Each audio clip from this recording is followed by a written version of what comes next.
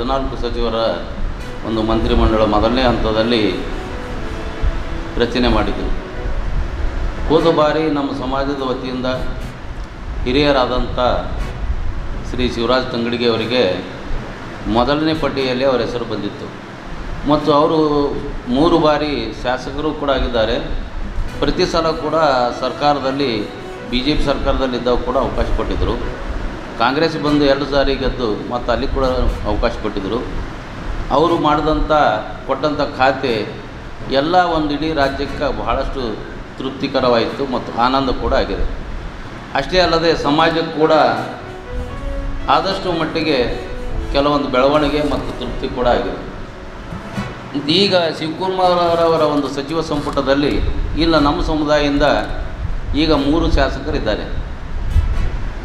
ಶ್ರೀಮಾನ್ಯ ತಂಗಡಗಿ ಸಾಹೇಬರು, AC ಶ್ರೀನಿವಾಸ್ ಅವರು, ಶ್ರೀ ವೆಂಕಟೇಶ್ ಅವರು. ಈ 3 ಜನರಲ್ಲಿ ಯಾರಾಗಾದರೂ ಕೂಡ ಮೊದಲನೇ ಹಂತದಲ್ಲೇ ನಮ್ಮ ಸಮಾಜಕ್ಕೆ ಒಂದು ಅವಕಾಶ ಸನ್ಮಾನ್ಯ ಮುಖ್ಯಮಂತ್ರಿಗಳು ಒದಗಿಸಿಕೊಡ್ತಾರೆ ಅಂಥೇಳಿ ಭಾಳ ಆಶಾಭಾವನೆಯಿಂದ ನಾವು ಕಾಯ್ತಿದ್ದೀವಿ. ಆದರೆ 14 ಜನರಲ್ಲಿ ನಮ್ಮ ಸಮುದಾಯಕ್ಕೆ ಯಾವುದೇ ಅವಕಾಶ ಸಿಕ್ಕಿಲ್ಲ. ಯಾಕೆ ಸಿಗಲಿಲ್ಲ ಅಂಥೇಳಿ ನಮ್ಮ ಸಮಾಜಕ್ಕೆ ಬಹಳಷ್ಟು ಇಡೀ ಕರ್ನಾಟಕ ರಾಜ್ಯದ ಎಲ್ಲ ನಮ್ಮ ಸಮಾಜದ ಮುಖಂಡರಿಗೆ ಮತ್ತು ನಮ್ಮ ಸ್ವಾಮೀಜಿಗಳಿಗೆ ಮತ್ತು ಅನುಯಾಯಿಗಳು ಬಹಳಷ್ಟು ಚಿಂತೆಯಾಗಿದೆ.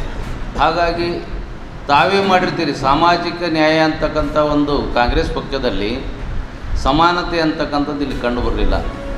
ಮತ್ತು ಅಷ್ಟೇ ಅಲ್ಲದೇ ಒಳ ಮೀಸಲಾತಿ ಅಂತ ಮಾಡಿದರು.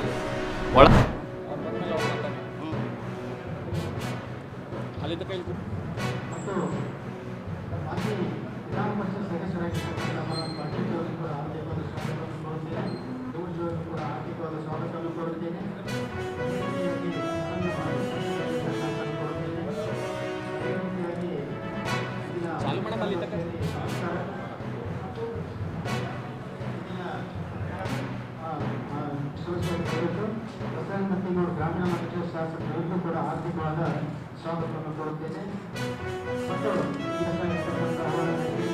ಆರ್ಥಿಕವಾದ ಸ್ವಾಗತವನ್ನು ಕೊಡುತ್ತೇನೆ.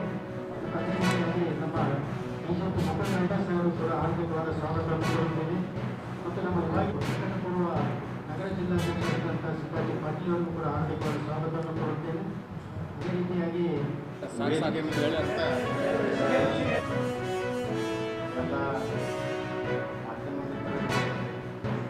ಎಲ್ಲ ಮಾಧ್ಯಮ ವರದಿಗಾರರಿಗೆ ಆರ್ಥಿಕವಾದ ಸ್ವಾಗತವನ್ನು ಕೊಡುತ್ತೇನೆ. ಲಿಂಗರಾಜ್ ಬಿರಾದ